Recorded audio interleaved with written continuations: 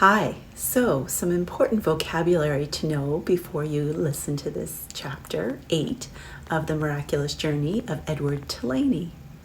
The first word I think you should be familiar with is calloused. The fisher had a calloused hand, which means the skin on his hand was thick from blisters over the years that he received working at sea. He clenched his grip on something as well. And that means he grabbed it tight and clenched it. Usually people say you clench your fist or you clench your teeth. The other word that is important to know is jumble. There was a jumble of buildings, which means there was a lot of buildings that weren't necessarily in order. When you're reading or when you're listening to this chapter, I'd like you to think about the significance of the North Star. Why did he talk about the North Star? I also want you to think about why Nellie didn't want anything from the sea when she first saw Lawrence come in. She was then very excited. Why was she so excited? I'm going to read chapter 8 for you, and what a wonderful story. On land, the old fisherman stopped to light a pipe, and then, with the pipe clenched between his teeth, he walked home, carrying Edward atop his left shoulder, as if he were a conquering hero. The Sherman balanced him there, placing a calloused hand at Edward's back. He talked to him in a soft, low voice as they walked. "You'll like Nellie, you will," said the old man. "She's had her sadness, but she's an all right girl." Edward looked at the small town blanketed in dusk, a jumble of buildings huddled together, the ocean stretching out in front of it all, and he thought that he would like anything and anybody that was not at the bottom of the sea.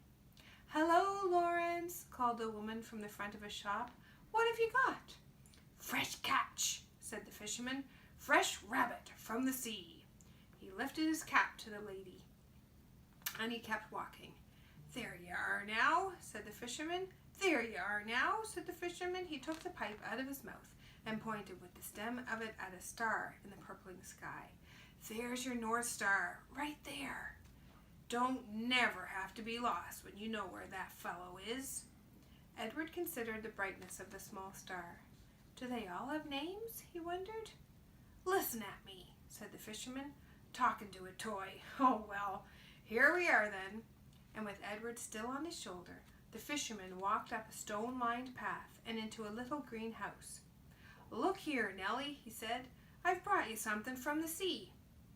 "I don't want nothing from the sea," came a voice. "Aw, now, don't be like that, Nell. Come and see, then."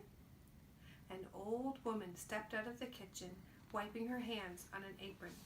When she saw Edward, she dropped the apron and clapped her hands together and said, "Oh, Lawrence, you brung me a rabbit." "Direct from the sea," said Lawrence. He took Edward off his shoulder and stood him up on the floor and held onto his hands and made him take a deep bow in the direction of Nellie. "Oh," said Nellie, "here." She clapped her hands together, and Lawrence passed Edward to her.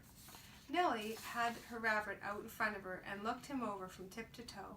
She smiled. "Have you ever in your life seen anything so fine?" she said. Edward felt immediately that Nellie was a very discerning woman. "She's beautiful," breathed Nellie. For a moment, Edward was confused. Was there some other object of beauty in the room? "What will I call her?" "Susanna," said Lawrence. "Just right," said Nellie. "Susanna." She looked deep into Edward's eyes. "First off, Susanna will need some new clothes, won't she?" And that's it for chapter 8. I hope you enjoyed it. To watch the next chapter of The Miraculous Journey of Edward Tulane by Kate DiCamillo, be sure to subscribe to my YouTube channel, Y2K Teacher, HRCE. These videos have been brought to you by members of the Bedford, Nova Scotia community, brought together through the Talk Bedford Facebook group.